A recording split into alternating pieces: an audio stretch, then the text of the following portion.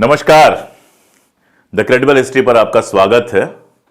2014 के बाद का इतिहास हमारा ऐसा है हमारे देश का कि जितने कायर हैं उनको हीरो बनाने की कोशिश की जा रही है, जितने गद्दार हैं उनको देशभक्त बनाने की कोशिश की जा रही है और जो देशभक्त हैं उनको बदनाम करने की कोशिश की जा रही है।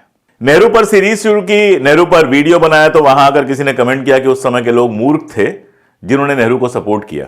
मतलब जिन लोगों ने आजादी की लड़ाई देखी थी, इनके बाप दादा वो मूर्ख थे। तो भैया, जो पीढ़ी अपने बाप दादाओं को मूर्ख कहती है, दरअसल वो एहसान फरामोशों की पीढ़ी होती है, जिसके पास ना ज्ञान होता है, ना कोई नैतिकता होती है, ना कोई समझदारी होती है, सिर्फ और सिर्फ नफरत होती है।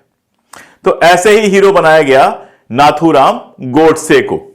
नाथूराम गोडसे यानी गांधी का हत्यारा। बड़ा हीरो बनाया जाता है, 20 किताबें छपी हैं, ऐसे दिखाया जाता है जैसे बहुत मजबूत, बहुत वीर, बहुत ताकतवर हो। आखिर उसके गुरु जो वीर सावरकर हैं, जिन्होंने खुद को ही वीर कह लिया था, खुद ही किताब लिखी, उसमें खुद को वीर लिख लिया। बना चुका हूं, इस पर भी डिटेल में मैं वीडियो बना चुका हूं। पूरी सावरकर की सीरीज है, आप प्लेलिस्ट चेक करेंगे तो सावरकर की पूरी सीरीज मैंने बनाई थी 6 किस्तों में और बताया था कि वो कितने वीर थे। तो उन्हीं का चेला था नथूराम, उसको भी वीर बनाया जाता है। कुछ किस्से मैं इसमें सुनाऊंगा आपको आज, जिससे आपको समझ में आएगा कि वो कितना वीर था या फिर कितना कायर था। चलो पहला किस्सा ले लेते हैं गांधी जी की हत्या का। पहली बात तो यही कि तकरीबन 80 साल के एक बुजुर्ग को गोली मार देना यह कोई ताकत वाला काम तो था नहीं, और वो भी एक ऐसे बुजुर्ग को जिसने मना कर दिया था कि हमारे यहां जो लोग आते हैं दर्शन के लिए उनकी जांच ना करवाई जाए। कल्पना कीजिए अगर जांच हो रही होती तो गोडसे घुसता ही नहीं, भाग गया होता।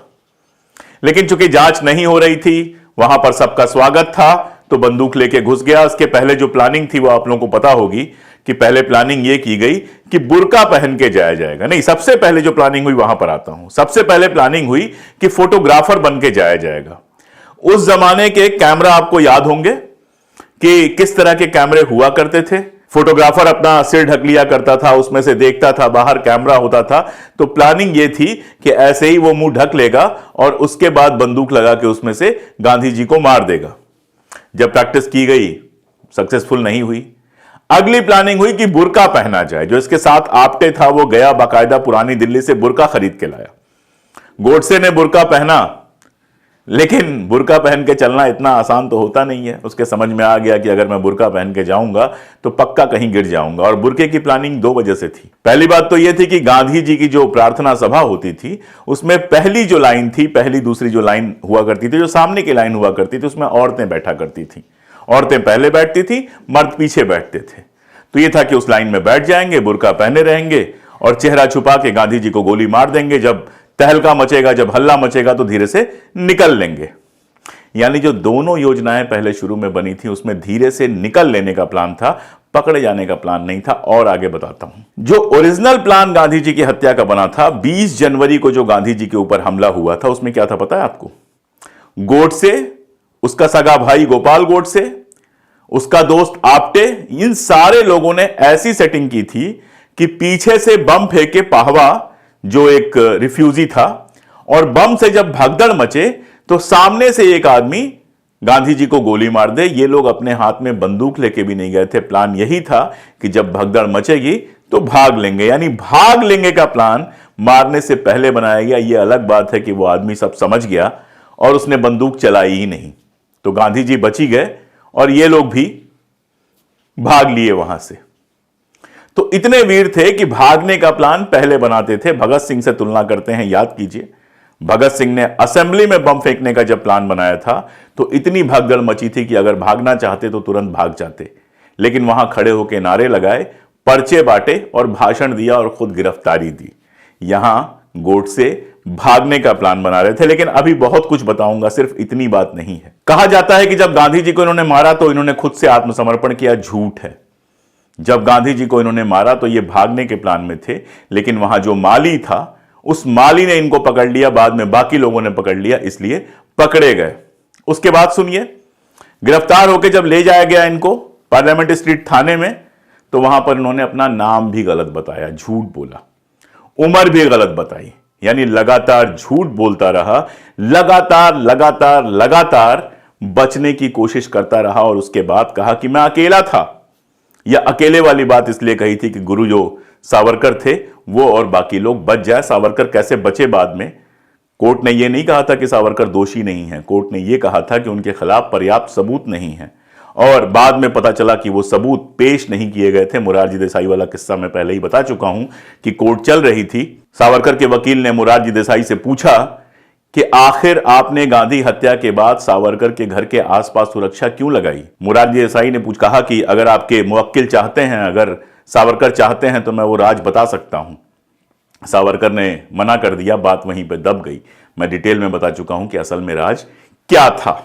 खैर, पकड़े तो गए, एक एक करके सारे पकड़े गए, पूरा का पूरा गिरोह पकड़ा गया और उसमें जो भड़गे था, जिसको 20 जनवरी को दिगंबर भड़गे को कहा गया था तुम बंदूक चलाना, वो पकड़े जाने के बाद सरकारी गवाह बन गया। सरकारी गवाह बना तो भी बचने की बहुत सारी कोशिशें हुई, बहुत सारे झूठ बोले गए, लेकिन फाइनली सारा का सारा सच निकल के आ गया और सावरकर गिरफ्तार हुआ। यह आप जानते हैं। हालांकि एक बात मैं आपको बताऊं कि इसमें 3 लोग और थे, गंगाराम सखाराम दंडवते, गंगाराम जाधव और सूर्यदेव शर्मा, जिनके ऊपर यह आरोप था कि उन्होंने सदाशिव परचुरे को बंदूक उपलब्ध कराई है। लेकिन क्या कहूं, ये ग्वालियर के लोग थे, ये कभी पकड़े नहीं गए और इनका कुछ बाद में पता नहीं चला। हालांकि इसमें से एक जो दंडवते था, सखाराम दंडवते, वो हिंदू महासभा में सक्रिय था ग्वालियर में बाद में भी, लेकिन न कभी गिरफ्तारी हुई, न कभी जांच हुई और न ही कभी बंदूक का राज खुल पाया कि वो बंदूक कहां से आई थी। बहुत सारे लोगों का कहना है कि सिंधिया घराने का भी उसमें रोल था। कारण यह है कि जो परचुरे था, परचुरे के पिता सिंधिया जो राजा थे उनके मिनिस्टर हुआ करते थे। परचुरे का खानदान सिंधिया परिवार के बहुत करीब था, इसलिए सिंधिया परिवार पर भी आरोप लगा, लेकिन कहा कुछ नहीं जा सकता है क्योंकि जैसा मैंने बताया कि जो 3 लोग ग्वालियर के गिरफ्तार होने थे वो कभी पकड़े ही नहीं गए, उनके ऊपर कोई केस ही नहीं चला और परचुरे भी टेक्निकल रीजन के आधार पर छूट गया।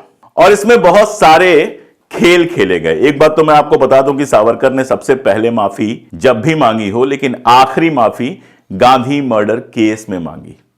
उनकी 5-7 जो अंग्रेजों से मांगी गई माफियां हैं उनके बारे में तो आप लोग जानते हैं, लेकिन जब गांधी मर्डर केस में वो गिरफ्तार हुए तो गिरफ्तारी के 17 दिन के अंदर 22 फरवरी 1948 को उन्होंने बंबई के पुलिस कमिश्नर को एक पत्र लिखा और उस पत्र में लिखा कि यदि मुझे इस शर्त पर रिहा कर दिया जाए कि मैं किसी सांप्रदायिक या राजनीतिक गतिविधि में हिस्सा नहीं लूंगा तो सरकार जब तक चाहे मैं उसका पालन करने को तैयार हूं। यानी एक बार फिर जो है माफी मांगने के लिए वो तैयार थे कि मुझे कैसे भी निकाल दिया जाए। लेकिन इस बार भारत सरकार ने माफी नहीं दी। हालांकि कोर्ट केस में आपको पता है कि सबूतों की थोड़ी कमी की वजह से वो छूट गए। इसके अलावा जो सावरकर के वकील हैं उन्होंने डॉक्टर भीमराव अंबेडकर को इसमें शामिल करने की कोशिश की। बहुत सारे लोग कहते हैं कि डॉक्टर अंबेडकर ने गोडसे का समर्थन किया था। इससे बड़ा झूठ कोई हो नहीं सकता। भोपटकर ने कहा कि डॉक्टर भीमराव अंबेडकर, भोपटकर जो थे वो वकील थे सावरकर के और हिंदू महासभा के नेता थे, उन्होंने कहा कि तत्कालीन कानून मंत्री डॉक्टर भीमराव अंबेडकर भोपटकर से मिले थे और उन्होंने बताया था कि मंत्रिमंडल के ज्यादातर सदस्य और यहां तक कि पटेल भी सावरकर के खिलाफ मुकदमा चलाने के खिलाफ थे, लेकिन जवाहरलाल नेहरू के जिद के चलते उनको फंसाया जा रहा है। यह पूरा का पूरा झूठ है क्योंकि भोपटकर बताते हैं कि बाबा साहब कार चलाकर आए थे, कार चलाकर बाबा साहब भोपटकर से मिलने गए थे। अब बाबा साहब के बारे में जो भी जानता है, डॉक्टर अंबेडकर के बारे में जो भी जानता है, उनकी कोई भी जीवनी पढ़ता है वो जानता है कि डॉक्टर साहब ने दुनिया भर की किताबें पढ़ ली, दुनिया भर का इंकलाब कर लिया, इतना सारा कुछ कर लिया, लेकिन एक काम ऐसा था जो डॉक्टर साहब ने कभी नहीं सीखा। बाबा साहब ने कार चलाना कभी नहीं सीखा। बाबा साहब जब कार से चलते थे तो ड्राइवर लेकर चलते थे। तो जो बाबा साहब कार चलाना जानते नहीं थे, बिना ड्राइवर के कभी घर से निकलते नहीं थे, वो भोपटकर से बिना ड्राइवर लिए खुद कार चला के पहुंच गए और भोपटकर को बोल दिया। और भोपटकर को जो बोला वो किसी और को नहीं पता, अकेले भोपटकर को पता है। और ये झूठ भी कैसे बोला गया? पटेल बनाम नेहरू साबित करने की कोशिश की गई कि पटेल सावरकर के खिलाफ थे। जब आप आर्काइव तलाशते हैं, उस दौर के पत्र तलाशते हैं और यहां तक कि आप पटेल के अपने पत्रों का संकलन पढ़ते हैं तो आपको पता चलता है कि 6 मई 1948 को जब वो शिमला में थे, श्यामा प्रसाद मुखर्जी ने उनको पत्र लिखा था जिसमें उन्होंने कहा था कि सावरकर के खिलाफ जो कार्यवाही हो रही है वो पॉलिटिकल कारणों से हो रही है। पटेल साफ साफ कहते हैं, सावरकर का जहां तक संबंध है तो बंबई के एडवोकेट जनरल जो इस केस के इंचार्ज हैं और अन्य कानूनी सलाहकार तथा जांच अधिकारी मेरे यहां आने से पहले दिल्ली में मुझसे मिले थे। मैंने उनसे बहुत स्पष्ट रूप से कहा कि सावरकर को शामिल किए जाने के सवाल पर पूरी तरह से कानूनी और वैधानिक तरीके से विचार किया जाना चाहिए और इस मामले में कोई भी राजनैतिक वजह बीच में नहीं लानी चाहिए। मेरे निर्देश एकदम स्पष्ट और किसी भी तरह की दुविधा से परे हैं। मैं निश्चिंत हूं कि उन्होंने ऐसा ही किया है। मैंने यह भी कहा है कि अगर उन्हें लगता है कि सावरकर को शामिल किया जाना चाहिए तो कार्रवाई से पहले कागजात मुझे दिखाए जाएं। जहां तक अपराध का सवाल है, यह अब तक न्याय और कानून के दृष्टिकोण से है। नैतिक रूप से संभव है कि किसी के लिए जो प्रतिबद्धता हो दूसरे के लिए उसका एकदम अलग अर्थ हो। पटेल खुद दीवानी के वकील रहे थे, बड़े सक्सेसफुल वकील रहे थे और साफ साफ बता रहे हैं कि सावरकर के खिलाफ केस चलाए जाने से पहले सारे कागज उन्होंने खुद देखे थे। इस बीच में बहुत सारी कहानियां हुई। महात्मा गांधी के एक पुत्र जिनका यह मानना था कि मौत की सजा सही सजा नहीं होती है, उन्होंने बाकायदा एक पत्र लिखा, गोडसे को पत्र लिखा। उनका मानना था कि गोडसे ने अपराध किया है तो वो शायद इसके लिए रिपेंट करे, शायद इसके लिए दुख व्यक्त करे। लेकिन गोडसे ने बड़ी होशियारी से उस पत्र का जो जवाब दिया उसमें उनको आकर मिलने के लिए कहा और बहुत बहुत बातें की। उन्होंने बाकायदा जवाहरलाल नेहरू को खत लिखा कि मैं गोडसे से मिलना चाहता हूं। अब जवाहरलाल नेहरू तो थे प्रधानमंत्री, उन्होंने वो पत्र सीधे गृह मंत्री पटेल को भेज दिया और पटेल और राजा जी जो उस समय थे, गवर्नर जनरल थे, इन दोनों लोगों ने मिलकर यह तय किया कि किसी भी हालत में गोडसे को गांधी जी के बेटे से मिलने नहीं दिया जाएगा और इस तरह से गांधी जी के बेटे उनसे नहीं मिले। ये सारी बातें मैंने बहुत डिटेल में अपनी किताब उसने गांधी से क्यों मारा में दी हैं। और अब वो आखिरी बात, नथुराम के पिता ने गवर्नर जनरल के सामने एक दया याचिका लगाई थी कि उनके बेटे को माफ कर दिया जाए, लेकिन माफ नहीं किया गया और 15 नवंबर 1949 15 नवंबर 1949 की डेट तय की गई जब नाथूराम गोडसे और नारायण आप्टे की फांसी का दिन निर्धारित किया गया। अब ढेर सारे पोस्टर्स आते हैं, ढेर सारी बातें होती हैं कि कैसे हाथ में गीता लेकर बड़े शान से गए। दरअसल भगत सिंह के सामने उस आदमी को खड़ा करने की कोशिश की जाती है जिसने पूरी आजादी की लड़ाई में किसी अंग्रेज के ऊपर एक पत्थर भी नहीं चलाया। लेकिन वहां हुआ क्या था? जेल के अंदर जब फांसी हो रही थी तो ना मैं था वहां पे, ना आप थे और ना ही वो फोटो बनाने वाले। होता कौन है? होते हैं एक जस्टिस जो ये सारी कार्रवाई देखते हैं कि ठीक ठाक हो जाए फांसी की। उस जस्टिस का नाम था जस्टिस खोसला। उन्होंने एक किताब लिखी है और उस किताब में जो वो लिखते हैं मैं पढ़ देता हूं जिससे आपको समझ में आ जाएगा कि उस समय गोडसे की हालत क्या थी। जस्टिस खोसला लिखते हैं, दोनों अभियुक्त यानी गोडसे और आप्टे अपनी कोठरी से हाथ पीछे बांधकर लाए गए। गोडसे आगे चल रहा था, उसके पांव बीच बीच में लड़खड़ा रहे थे। उसकी चाल ढाल घबराहट और भय की गवाही दे रही थी। उसने इससे संघर्ष करने का निश्चय किया और बाहर से मजबूत दिखने की कोशिश करने के लिए अखंड भारत का नारा लगाना शुरू किया। लेकिन उसकी आवाज थोड़ी फट रही थी और जिस उत्साह से उसने हाई कोर्ट और ट्रायल कोर्ट में अपना मुकदमा लड़ा था वह खत्म होता हुआ लग रहा था। बाद में यह बताया गया कि जेल के अपने अंतिम दिनों में वह अपनी करनी पर पछता रहा था और कहता था कि एक और मौका मिला तो अपनी बाकी जिंदगी शांति के प्रचार और देश की सेवा में लगाएगा। दोनों को फांसी पर चढ़ाने के लिए एक ही तख्ता बनाया गया था। गोडसे और आप्टे को अगल बगल खड़ा कर दिया गया। उनके चेहरे काले कपड़े से ढक दिए गए। गांठें ठीक करने के बाद जल्लाद तख्ते से नीचे उतरा और लीवर खींच दिया। आप्टे तुरंत मर गया और उसकी देह धीमे धीमे झूलने लगी, लेकिन अचेतन होने के बावजूद लगभग 15 मिनट तक गोडसे के पैर कांपते रहे और देह ऐंठती रही। तो ये थी हकीकत।